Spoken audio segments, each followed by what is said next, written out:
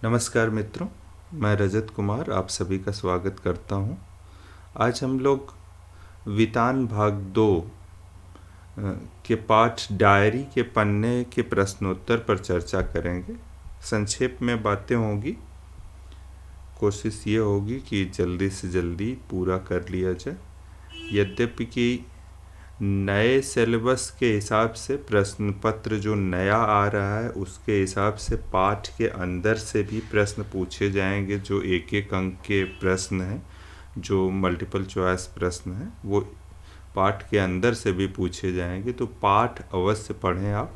मैं कोशिश करूँगा कि भविष्य में एक समरी लेकर के आऊँ इस पाठ की।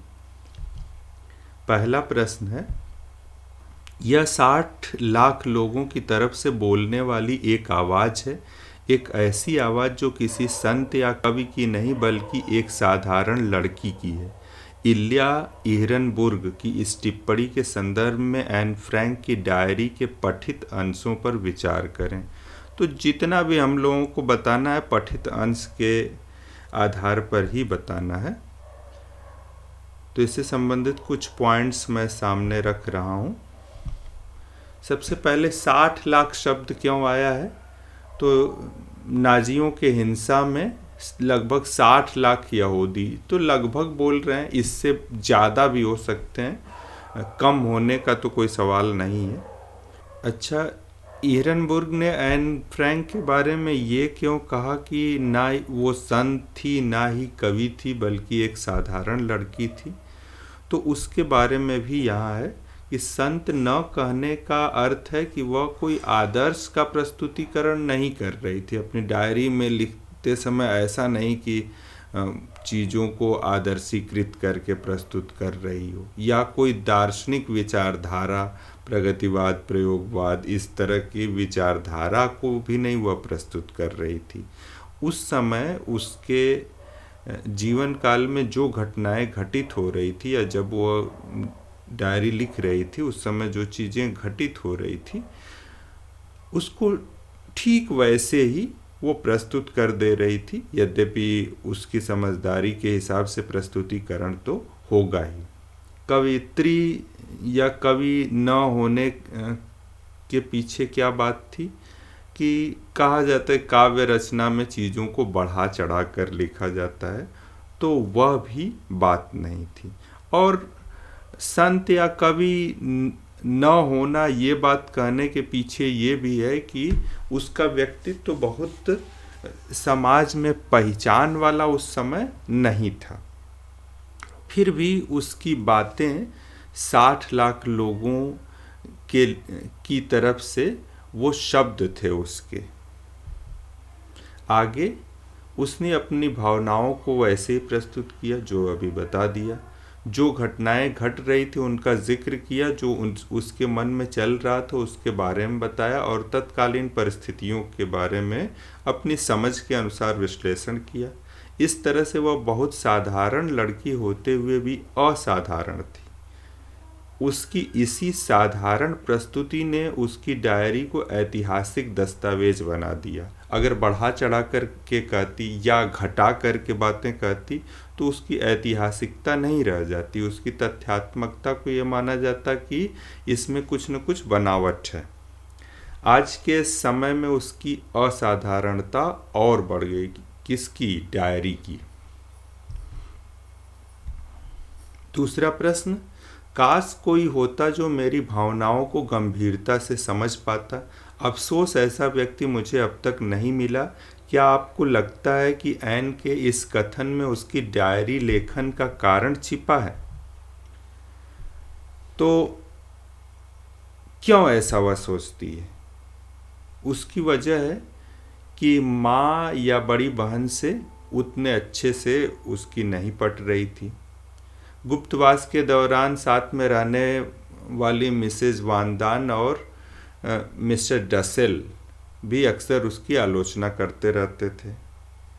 पीटर, जो साथ में रहा, साथ वाली जो फैमिली थी, साथ का जो परिवार था, पीटर से उसकी बातचीत होती थी, अच्छी दोस्ती थी। उसने लिखा भी है कि वह मुझे गर्लफ्रेंड के जैसे तो नहीं मुझसे बात करता था, लेकिन एक दोस्त के जैसे अच्छे से उससे बात हुआ करती थी। लेकिन कई मामले में दोनों में मतभेद भी थे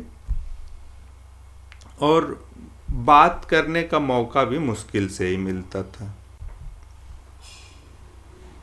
इस तरह से एन फ्रैंक की बात सुनने वाला कोई नहीं था, इसलिए उसने अभिव्यक्ति के माध्यम के रूप में डायरी लेखन को चुना। और एक और बात है डायरी लेखन का, एक प्रश्न और आएगा, आखिरी वाला प्रश्न, उसमें भी ये वाला हिस्सा आप लिख सकते हैं। उसके भी उत्तर में क्या है, 29 मार्च 1944 को जो उसने डायरी लिखी है, उसमें क्या लिखा, कैबिनेट मंत्री मिस्टर वोटके स्टीन ने लंदन में डच प्रसारण में कहा कि युद्ध के बाद युद्ध का वर्णन करने वाली डायरियों व पत्रों का संग्रह किया जाएगा। मुझे प्रसन्नता है कि जब मैं इस गुप्त एनेक्सी के बारे में छपवाऊंगी तो लोग इसे जासूसी कहानी समझेंगे। तो उसे पहले से पता था कि डायरी कितना महत्वपूर्ण होने जा रही है। प्रश्न 3, प्रकृति प्रदत्त प्रजनन शक्ति के उपयोग का अधिकार कि बच्चे पैदा करें या न करें अथवा कितने बच्चे पैदा करें, इसकी स्वतंत्रता स्त्री से छीनकर हमारी विश्व व्यवस्था ने न सिर्फ स्त्री को व्यक्तित्व विकास के अनेक अवसरों से वंचित किया है, बल्कि जनाधिक्य यानी अधिक लोगों का होना यानी जनसंख्या का बढ़ जाना की समस्या भी पैदा की है। एन की डायरी के 13 जून 1944 को व्यक्त विचारों के संदर्भ में इस कथन का औचित्य ढूंढें। औचित्य का मतलब क्या ये कथन उचित है अथवा नहीं। बेशक ये उत्तर का अंश है। बेशक औरतों के पास प्रजनन शक्ति ईश्वर ने प्रदान की है। समाज और पुरुषों के द्वारा अक्सर इस मामले में औरतों के ऊपर बहुत अतार्किक नियम लगा दिए जाते हैं। अगर आप परिवार के लोगों की बातें सुनेंगे, किसी महिला को बच्चे नहीं हो रहे हैं या सास या ससुराल पक्ष के लोगों की जो उम्मीदें हैं, इन सारी बातों को सुनेंगे तो उसके बाद अतार्किक नियमों को आप समझ भी पाएंगे कि कौन कौन सी बातें होती रहती हैं। या कभी कभी ना चाहते हुए भी स्त्रियों को बच्चे पैदा करने के लिए मजबूर किया जाता है। एन फ्रैंक का विचार कि यह अधिकार औरतों के पास सुरक्षित होना चाहिए निश्चित रूप से सही है। नारी को भी उतनी ही स्वतंत्रता प्राप्त होनी चाहिए जितनी पुरुषों को है, बल्कि इस मामले में निर्णय लेने का अधिकार पूरी तरह महिलाओं को प्राप्त होना चाहिए, यानी बच्चा पैदा करने। वो एक जगह ये भी कहती हैं एन फ्रैंक कि बच्चा पैदा करना युद्ध भूमि में लड़ते हुए वीर गति को प्राप्त करने जैसा ही है। जिस तरह से घायल सैनिक अपने सुरक्षा के लिए या अपने जीवन के लिए लगातार संघर्ष करता है, उसी तरह से बच्चे पैदा करना भी वैसे या उससे भी अधिक कठिन है। वह एक जगह कहती है, मैं उन लोगों की भर्त्सना करती हूँ जो समाज में औरतों के योगदान को मानने को तैयार नहीं। तो इस तरह से देखा जाए तो जो कथन है, जिस कथन के बारे में यहाँ कहा गया है, ये कथन निश्चित रूप से सही है। चौथा प्रश्न, एन फ्रैंक की डायरी अगर एक ऐतिहासिक दौर का जीवन दस्तावेज है तो साथ ही उसके निजी सुख दुख और भावनात्मक उथल पुथल का भी। इन पृष्ठों में दोनों का फर्क मिट गया है, यानी निजी सुख और भावनात्मक उथल पुथल। इस कथन पर विचार करते हुए अपनी सहमति या असहमति तर्कपूर्वक व्यक्त करें। उसके निजी सुख उस समय की राजनीतिक या सामाजिक परिस्थितियों के आधार पर ही निर्भर कर रहे थे। तो निश्चित रूप से दोनों एक दूसरे से मिले हैं। अब आइए देखते हैं कि किन किन निजी सुख दुख या निजी भावनाओं का जिक्र किया गया है और कौन सी राजनीतिक या सामाजिक परिस्थितियां हैं। डायरी में एन फ्रैंक अपने निजी सुख दुख व्यक्त करती है, साथ ही साथ तत्कालीन राजनीतिक व अंतर्राष्ट्रीय परिस्थितियों का भी पता चलता है।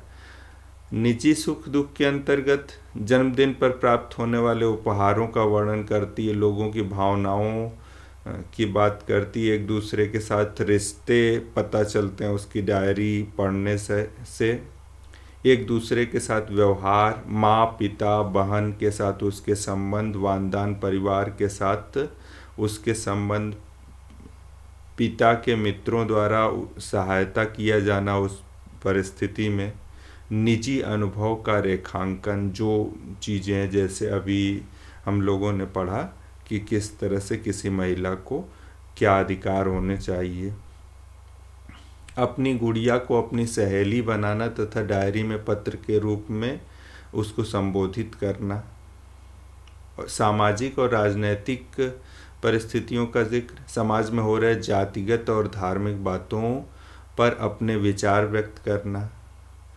राजनैतिक परिस्थितियों व सामाजिक स्थितियों का जिक्र, जैसे अज्ञातवास में जाने का कारण उसने बता दिया, शुरू में ही आप जो हिस्सा पढ़ेंगे उसमें पता चलेगा। जर्मन सैनिकों और खुफिया के लोगों का जो भय था, खुफिया विभाग के लोगों का, युद्ध के कारण बिजली पानी राशन जैसी मूलभूत चीज़ें जो हैं वो भी नहीं मिल पा रही थी। तुर्की तटस्थ था, न इधर न उधर।